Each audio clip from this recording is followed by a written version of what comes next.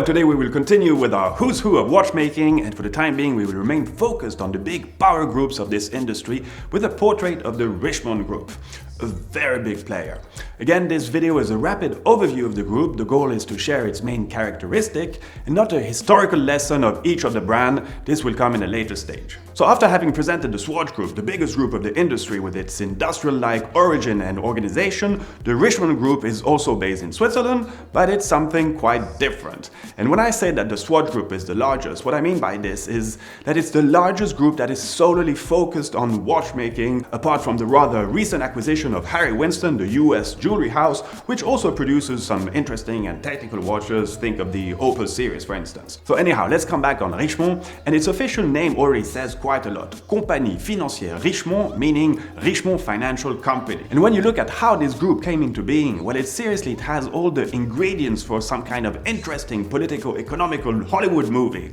I won't go in all the details of this, but it's quite fascinating for those interested in the world of big corporate finance and strategic move. So let's immediately start by presenting the brands that are today part of the Richemont portfolio of brands. And yes, it's pretty impressive. So Cartier watches and jewelry. A. Lange & Söhne, the German brand that repositioned German watchmaking on the scene of fine watchmaking. Baume & Mercier, kind of the entry-level brand of the group. IWC, one of the rare brands to be found in the Swiss-German part of this small country. Jaeger-LeCoultre and its strong manufacturing capabilities. Montblanc, watches, writing instruments and leather goods. Panerai, the iconic Italian diving watch brand. Piaget, watches and jewelry. Van Cleef & Arpels, also watches and jewelry. Roger Dubuis, and one of the oldest brand, and I'm talking any brand, with uninterrupted activity, Vacheron Constantin. So yep, I told you, quite impressive. But the list doesn't stop here, as you will also find brands outside of the watchmaking industry. Azzedine Alaïa and Chloé, both French fashion houses. Shanghai Tai, also in the fashion business. Dunhill, also clothing, but with an obvious link to the tobacco industry. And this is quite important when understanding the development of the group, and I will get back to this in a second. But you will also find Purdey, one of the most prestigious gun manufacturers in the world, and Lancel, another important French leather goods company. Okay, I will stop there, even though it's not totally finished. So a big group, and how did all these brands fall under the same roof? Well, let's go back on the history of the group.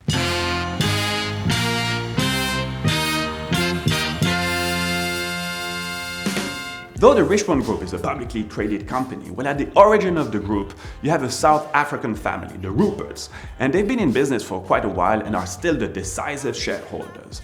Historically, their success started in the 40s, 50s, mainly in the tobacco industry, with, for instance, the creation and development of the Peter Stuyvesant and Rothman brands. This led them to use the Dunhill name, a brand that they later acquired, but also Cartier, which at the time was nothing compared to the power brand it is today. In 1972, they started to acquire Cartier. It was then a company split in different parts, and by 1979, Richemont had full ownership and control. So soon they started to diversify what Cartier had to offer with the Must de Cartier, a line of products more accessible, such as lighters, glasses, and watches. And it was a master coup and a massive commercial success. In the meantime, Richemont did split its tobacco activity from the rest and created a new entity called the Vendôme Luxury Group, which consolidated its position in luxury brands as they continued their acquisition process, for instance by buying Piaget in 1998, with which Baume & Mercier came along, Van Cleef & Arpels, and in 1996 they bought Vacheron Constantin, a very prestigious and historical name in the world of watchmaking, a move followed by the acquisition of Italian Panerai. So how did it continue from there? Well, we have to wait until the year 2000 for some very serious action. And this is when it starts to become quite crazy because it involves the telecom industry. At the time, you had a few large European companies, or you could almost call them conglomerates, that were facing the challenge of transitioning themselves from this old economy, the brick and mortar one, to the digital one, and the mobile phone business was really at the center of those big moves by these huge players in the 90s. One of those companies was the German giant group called Mannesmann, and despite having a rich history in this old economy, in the steel business in particular, they now wanted to make it really big in this new economy by acquiring, among some other moves, what was then an independent UK mobile brand called Orange. Well, the end story is that despite having made that acquisition for quite a price, well, it didn't turn out exactly as planned, and instead they rapidly got eaten by an even bigger player, Vodafone.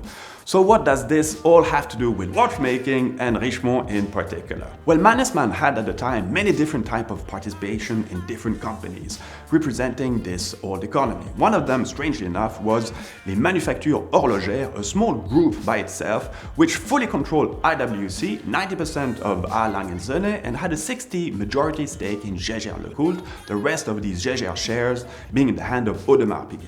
So okay, I know it's getting a bit confusing, but the battle for the acquisition of LMH is one of the fiercest we've seen in this industry, as Vodafone had naturally no interest in keeping this under its roof and instead needed some fresh cash to finance its development. At the helm of LMH was a man that for sure has marked this industry. His name was Gunther Blümlein.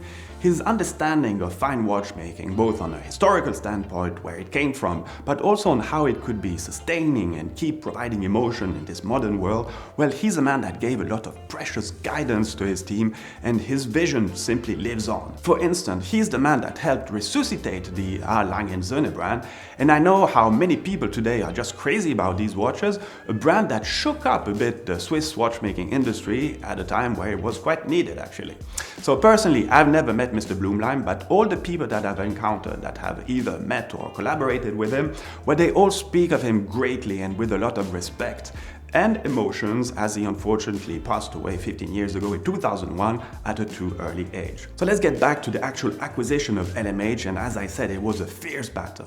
At the time, the Swatch Group already existed and was naturally the big player of the industry, but who said watchmaking said luxury? And during the 90s, the war of luxury had started between some very big players, two French ones in particular, LVMH and what was then called PPR and now Kering.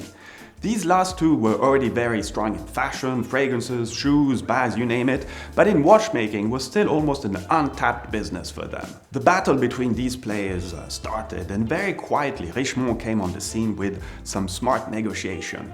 They had just cashed in one of their participation, funnily enough, in the communication industry, and with this nice little pot of available money, they got Audemars Piguet willing to sell their shares in Jaeger-LeCoultre, and one can say that this was the decisive move.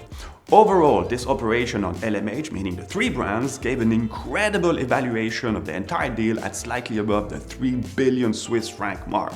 This was seen as a shocker, and obviously no one had been able to follow or even come close to this. Well, now, not only did Richemont have a rather impressive portfolio of brands, but it also had some serious manufacturing capabilities.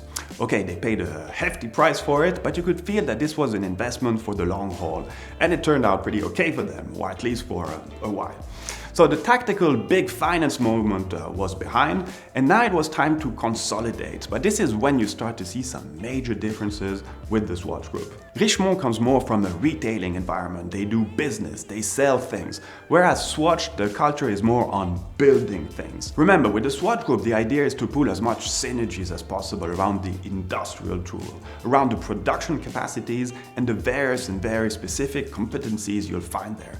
It's also structured as a pyramid when it comes to its various brands. Breguet, plastic Swatch. One brand, one certain price positioning, therefore according products.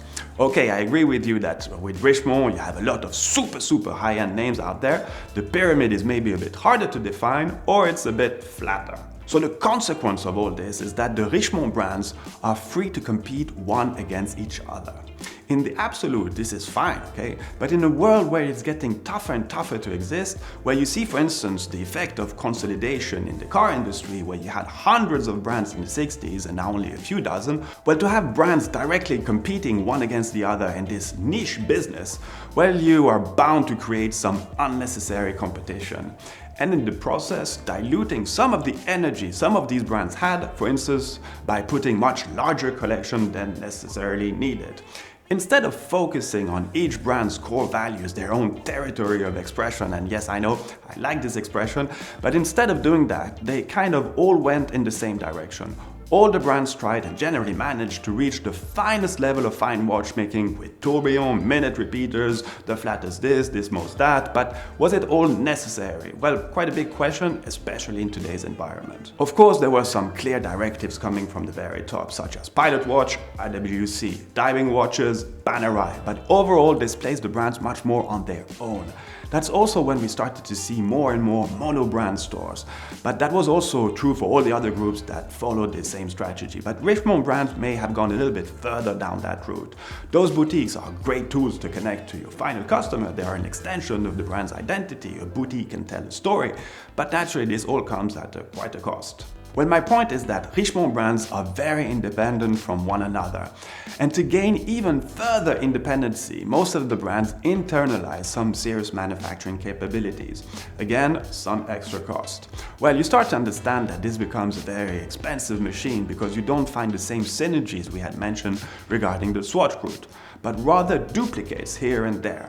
I totally understand the pride a watch brand has in saying, well, we do everything ourselves, but again, was it totally necessary? Because at the end of the day, someone has to pay for it, and that's the customer. But in these years, 2000, early 2010, we were still in a crazy, uninterrupted, double-digit development of the industry. Watches were selling like crazy, and price kept going upwards.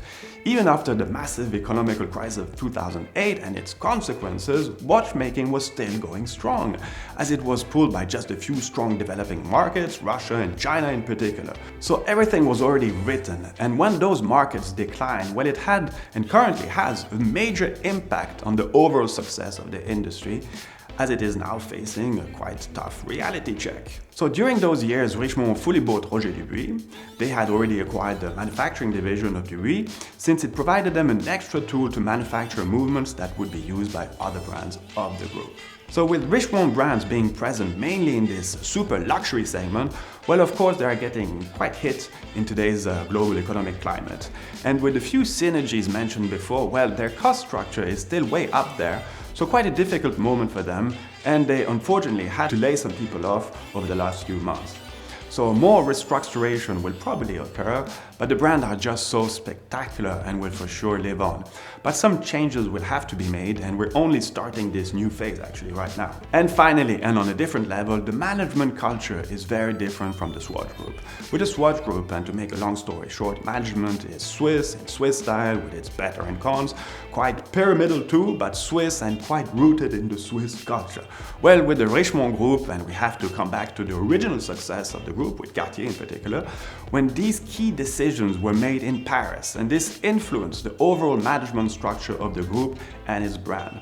At the top of most of the brands, you generally have French managers, and one particularity of French management culture is this notion of co-optation. Managers come all from the French equivalent of Ivy League university and business schools, and though the brands are Swiss, the headquarters of the group is in Switzerland, the culture is quite French, and there's nothing wrong with this, but the problem is that in a way you have plenty of people with great strategies and theories, but not necessarily too connected with the roots and some custom of watchmaking. But at the same time, you have to realize that more than 50% of the global turnover of the Richemont Group comes from jewelry, and this industry is still doing quite okay, so demand is still out there. So the times ahead are going to be really interesting, and naturally we wish all the brands sincere success in adapting to this new environment. I just hope it won't have too many consequences for the people we love and that are making our favorite mechanical timepieces. So that's it for our presentation of the Richemont Group. As mentioned from the start, this is a rapid overview of the main characteristic. And hopefully we'll soon be able to do a new series of Who's Who of Watchmaking focused on each and every single brand. But before this, we'll continue to talk about groups with two players that were mentioned in this report: LVMH, the world's most powerful luxury group, and Kering, another big French player. See you soon.